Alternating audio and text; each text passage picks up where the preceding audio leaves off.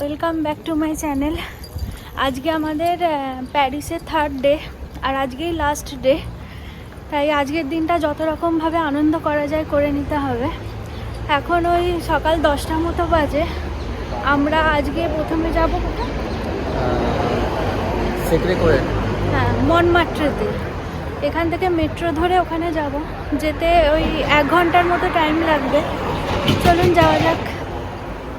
এই মনমার্ট্রে জায়গাটা প্যারিসের সিটি সেন্টার থেকে বেশ অনেকটাই দূরে। 3টে মেট্রো চেঞ্জ করে 1 ঘন্টার মধ্যে আমরা সেখানে অবশ্য পৌঁছে গেছিলাম। এই সেই জায়গা, সামনেই ওই লম্বা সিঁড়িটা দেখতে পাচ্ছেন, ওটা ধরে এখন ওপরে উঠতে হবে। এই যে ওপরে উঠে পড়েছি। এখনও যদিও আসল জায়গায় পৌঁছায়নি, তাও এখান থেকেই সেই বিখ্যাত চার্চটা একটু দেখা যাচ্ছে। চার্চের উচ্চারণটা কিন্তু বেশ কঠিন।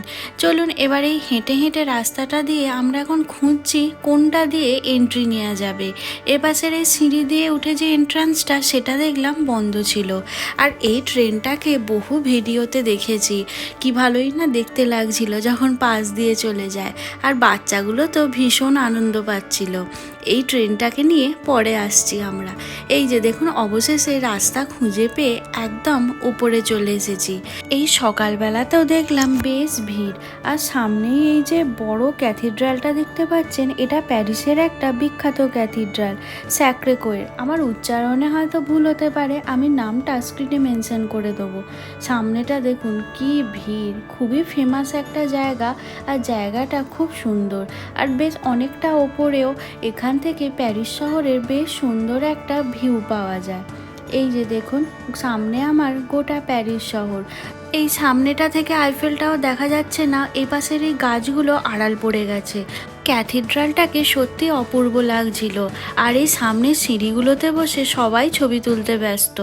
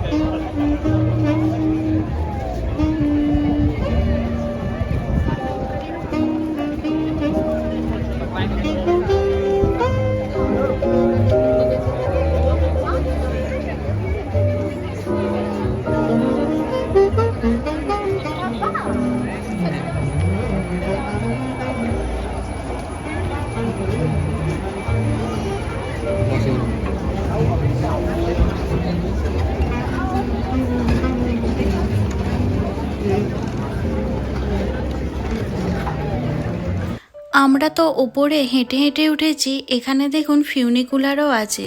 আসলে গুগল ম্যাপ আমাদের যে রুটটা দেখিয়েছে, সেটাই ফিউনিকুলারের সামনে দেখায়নি, তাই জন্য আমাদের হেঁটে উঠতে হয়েছে। আর নামার সময় আমরা ফিউনিকুলার দিয়েই নামবো, এর জন্য আলাদা করে কোনো টিকিট কাটতে হবে না।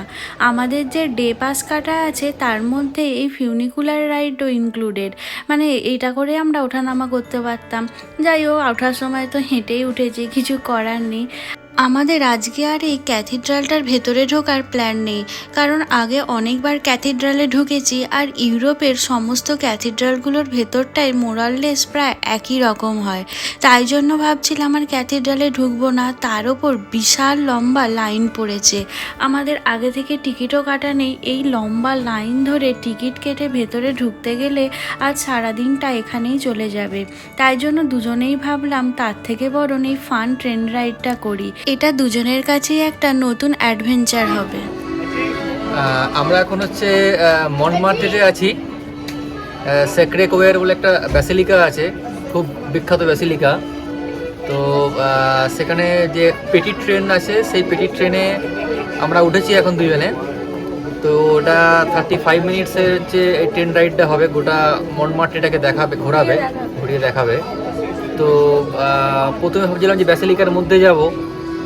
তো ব্যাসিলিকা তো আমরা অনেক দেখেছি, আমরা ভেনিসেও দেখেছি প্রায়।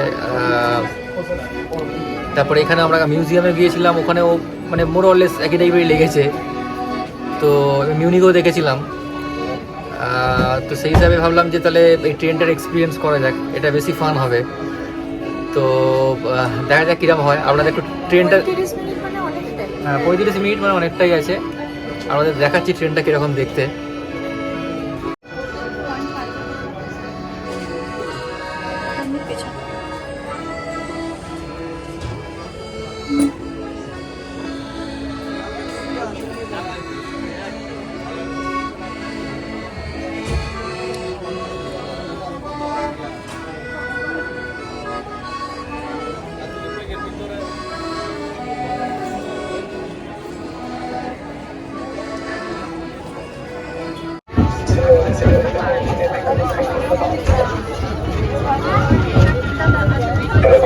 L'église Saint-Pierre de Montmartre, c'est la plus ancienne église de Paris.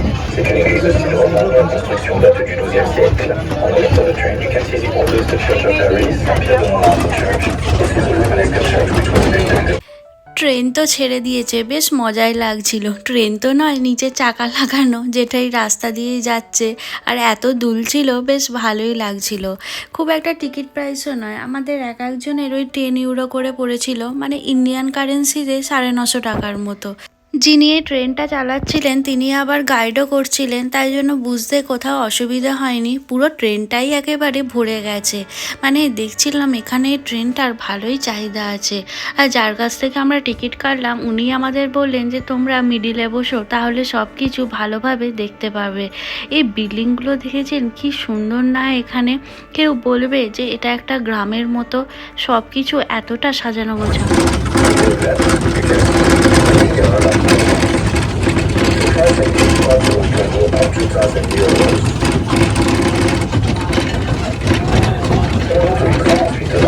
petite maison rose Marie verte et jaune est le plus ancien cabaret de Montmartre pour la Pingile. Then on the right of the train, the corners of the Green House is the oldest cabaret of Montmartre pour la Pingile. এখানে আসার আগে প্রচুর video দেখে এসেছিলাম, কিন্তু কোনো ভিডিওতেই আমরা বুঝতে পারিনি যে জায়গাটা এতটা বড় আর এতটা সুন্দর বলে। সত্যি শহরটা ভীষণ সুন্দর, যেহেতু পাহাড়ের এলাকায় মাঝে মধ্যে এইরকম ঢালের মধ্যে দিয়ে যখন ট্রেনটা যাচ্ছে বেশ মজা লাগছিল। আর সব কিছু ভীষণ সাজানো গোছানো। ইউটিউবে শুধু দেখেছিলাম এখানে প্রচুর পরিমাণে স্ক্যাম হয়, সেটা দেখে তো আমরা ভয়ে ছিলাম, সব কিছুই সাবধানে রাখতে হচ্ছিল এদিক ওদিক। আর কতটা ভিড় বুঝতেই পারছিলেন। এই স্ট্রিটটাও বেশ সুন্দর, প্রচুর দোকানপত্র আছে দেখলাম, এমনকি ইন্ডিয়ান রেস্টুরেন্টও আছে। আর শপিং করার জন্য একদম পারফেক্ট জায়গা। তবে কতটা দোকানগুলো অথেন্টিক সেটা আমি বলতে পারবো না। একটা জায়গায় গিয়ে দেখেছিলাম পরপর রাস্তায় প্রচুর দোকান, কিন্তু প্রতিটা দোকানই দেখলাম সমস্ত অন্য কান্ট্রির মানুষজন চালাচ্ছেন। সেখান থেকে জিনিসপত্র কেনা কতটা ঠিক আমি বলতে পারবো না, একটু দেখে শুনে কিনলেই হবে আর কি। এখানে আসার আগে বহু ইউটিউবে ভিডিও দেখেছিলাম যে মনমাত্রেতেও প্রচুর পরিমাণে স্ক্যাম হয়। এখানে এসে আমাদের চোখে সেরকম কিছু পড়লো। গোটা প্যারিসেই এই জিনিসটা হয়, কিন্তু আগের ভিডিওতেই বলেছি যেহেতু সামনেই প্যারিস অলিম্পিক, সেই সময় প্রচুর পুলিশের গার্ড ছিল, তাই জন্য স্ক্যাম অনেকটাই কম ছিল। এই মনমাত্রেতেও জানেন তো প্রচুর পুলিশ, প্রচুর, কিন্তু তা সত্ত্বেও ওই ধরনের মানুষ কিছু আমাদের চোখে পড়লো। যখনই পুলিশেরা চলে যাচ্ছে ওরা ওই কিছু লোককে একটা সাদা কাগজ দেখিয়ে ধরছে আর তাদেরকে দিয়ে সাইন করাচ্ছে। যেই আপনি সাইন করে দেবেন অমনি ওদের গ্যাং এসে, মানে একজন নয় ওরা অনেকজন মিলে থাকে, তারা এসে আপনার কাছে টাকা দাবি করবে, আর টাকা না দিলে আপনার থেকে কাড়াকাড়ি শুরু করবে। তাই এই জিনিসগুলো থেকে একটু সাবধান। দেখুন আমরা সে ওই উপরটা থেকে স্টার্ট করেছিলাম, কত নিচে নেমে এসেছি, আর এখান থেকে ওই ক্যাথিড্রালটাকে কি অপূর্ব সুন্দর দেখতে লাগছে। যত বেলা বাড়ছে তত কিন্তু ভিড়ের পরিমাণও বাড়ছে, তাই একটু সাবধানে চলাফেরাও আমাদের এবার করতে হবে। যদিও আমাদের সাথে কোনো রকম কোনো স্ক্যাম হয়নি, ওই জিনিসগুলোকে আমরা অ্যাভয়েড করেই গেছি। এখানে আবার একটা ছোট মেলার মতনও বসেছিল, তবে প্রচুর মানুষ ওই দিন মনমার্টেতে ঘুরতে এসেছিল। যেহেতু দিনটা রবিবার ছিল তাই জন্যই হবে হয়তো, ছুটির দিন বলে ভিড়টাও অনেকটা বেশি। এখানে রাস্তাগুলো ভীষণ সুন্দর। অনেক ভিডিওই দেখেছিলাম মনমাত্রের, কিন্তু জায়গাটা যে এতটা বড় বুঝতে পারিনি। এরপরে যে জায়গাটার উপর দিয়ে ট্রেনটা যাচ্ছে একটু ভালো করে লক্ষ্য করুন, মানে সামনে এই যে লাল রঙের বিল্ডিংটা আছে মৌলিন রক বলে লেখা, এটা প্যারিসের একটা বিখ্যাত নাইট ক্লাব, মানে লাক্সারিয়াস নাইট ক্লাবও বলতে পারেন। আপনারা ছবিগুলো দেখেই হয়তো বুঝতে পারছেন এটা কতটা একটা বিখ্যাত আর যথেষ্ট এক্সপেন্সিভও বটে। সহজেই যে এখানে টিকিট পাওয়া যায় এমনটা কোনো কথা নয়। আর এই গোটা এরিয়াটাই এই ধরনের। এই মৌলিন রক এত ফেমাস হওয়ার পেছনেও একটা ট্র্যাজিক লাভ স্টোরি আছে, যেটা ক্রিশ্চিয়ান নামক একটা রাইটারের সাথে এই মৌলিন রগের এই বাড়িরই একজন ডান্সিং স্টার সাটিনের লাভ স্টোরি, যেটা আপনারা গুগলে সার্চ করলেই পেয়ে যাবেন। যাই হোক, ওই এলাকাটা থেকে বেরিয়ে এসে আমরা এখন যেখান দিয়ে যাচ্ছি এখান থেকে আবার চার্চের পেছনটা দেখা যাচ্ছে। এই যে দেখুন, যেখান থেকে আমরা শুরু করেছি সেখানেই আবার পৌঁছে গেছি। বেশ লাগলো এই 35 মিনিটের ট্রেন জার্নিটা, সত্যি দারুণ লেগেছে, আমার তো খুবই ভালো লেগেছে। ব্যাসিলিকার ভেতরে না ঢুকে হয়তো ভালোই করেছি অত ভিড়ে লাইন দিয়ে। গোটা শহরটার অনেক সুন্দর সুন্দর জিনিস আমরা দেখতে পেলাম।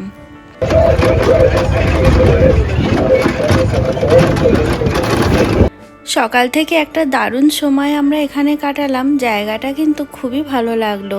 এবার এখান থেকে নামতে হবে, আগেই বললাম আজকেই আমাদের লাস্ট দিন, একটা বেলা তো আমাদের এখানেই কেটে গেল। এরপরে আরও অনেকগুলো জায়গায় যেতে হবে। এখন আর পায়ে হেঁটে নামার মতো রিস্ক নিইনি, ফিউনিকুলারে করেই নামতে শুরু করেছি।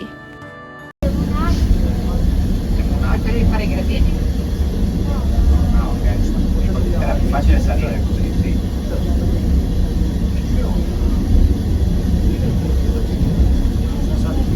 এখান থেকে নেমে মেট্রো করে সোজা চলে যাব প্যারিসের শপিং স্ট্রিটে।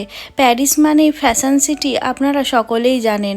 তবে কোনো মেট্রোতেই আমি কোনো ভিডিও করিনি, কারণ চুরি হয়ে যাওয়ার ভয়। সত্যি সেই ভয়টা কিন্তু আমার থেকেই গিয়েছিল, তাই মাঝখানে যাতায়াতের সময়টা ভিডিও করা হয়নি। এই যে সেই বিখ্যাত গেটটার কাছে চলে এসেছি। এই গেটটা থেকে একদম পেছনে ফিরলেই দুপাশে আপনারা যা দেখতে পাচ্ছেন সবই হলো শপিংয়ের জায়গা। এই যে সামনের বিল্ডিংটা হলো ডিওরের সামনেও বেশ বড় লম্বা লাইন পড়েছে ঢোকার জন্য।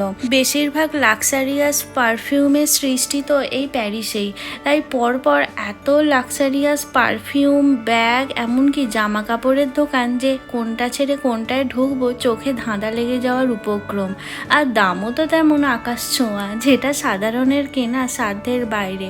প্রথমে আমাদের একটু ঢোকার ইচ্ছা হয়েছিল ডিওরে, কিন্তু দেখলাম ওখানে বেশ লম্বা লাইন পড়েছে, তাই ডিওরে আর ঢুকলাম না। হাঁটতে হাঁটতে সামনে যে বিল্ডিংটা দেখতে পাচ্ছেন ওটা কিসের বিল্ডিং বলুন তো? দেখুন এলভি লেখা আছে, লুই ভিটনের বিল্ডিং। আর তার পাশেই এই লুই ভিটনের শোরুমটা। এখানেও কিন্তু বিশাল বড় লম্বা লাইন। আমরা প্রথমে ভেবেছিলাম পাশের ওই সাদা বিল্ডিংটা হয়তো আবার নতুন করে তৈরি হচ্ছে, কিন্তু পরে জানতে পারলাম ওটা এলভির একটা হোটেল তৈরি হচ্ছে। ভাবুন, এলভির ব্যাগ কেনা তো সাধারণের পক্ষে মানে সাধ্যের বাইরে, তার ওপর ওই হোটেলে থাকার খরচা যে কত হবে সেটাই ভাবছিলাম। চারপাশে প্রচুর প্রচুর দোকান। আমরা ঢুকেছিলাম সেফোরাতে ঢুকে একটা লাভ হয়েছে, ওখানে সমস্ত রকম ব্র্যান্ডের জিনিসপত্র একসাথে বিক্রি হচ্ছে। ওটা একটা লাক্সারিয়াস কসমেটিক্স হাব, যেখানে সমস্ত রকম লাক্সারিয়াস জিনিসপত্র বিক্রি হচ্ছিল। আর দাম তো অবশ্যই আকাশ ছোঁয়া। তবে ফ্রান্সে এসেছি, মানে প্যারিসে এসেছি, আর এখানকার বিখ্যাত কোনো পারফিউম কিনবো না সেটা তো হতে পারে না, তাই সাধ্যের মতো একটা কিনেও নিয়েছি। কিন্তু এই সমস্ত জায়গায় ভেতরে অতটা ভিডিও অ্যালাউ করে না, তাই ভেতরে কোনো ভিডিও করিনি। এই যে লম্বা রাস্তাটা পুরোটা চলে গেছে, পুরোটা জুড়েই এরকম পরপর ব্র্যান্ডের দোকান। মানে পৃথিবীতে যত ব্র্যান্ড আছে সব হয়তো এখানেই আছে, এরকম একটা ব্যাপার। এখন আমরা এখান থেকে বেরিয়ে আপাতত হোটেলেই যাব, একটু ফ্রেশ হয়ে আবার বেরোবো। সেই ভিডিও নিয়ে পরে আসছি। এই ভিডিওটাকে এখানেই শেষ করছি। ভিডিওটা ভালো লেগে থাকলে অবশ্যই একটা লাইক করে দেবেন এবং আমার চ্যানেলটি সাবস্ক্রাইব করতে একদমই ভুলবেন না। খুব তাড়াতাড়ি ফিরে আসবো নতুন একটা ভিডিও নিয়ে। ততক্ষণের জন্য টাটা।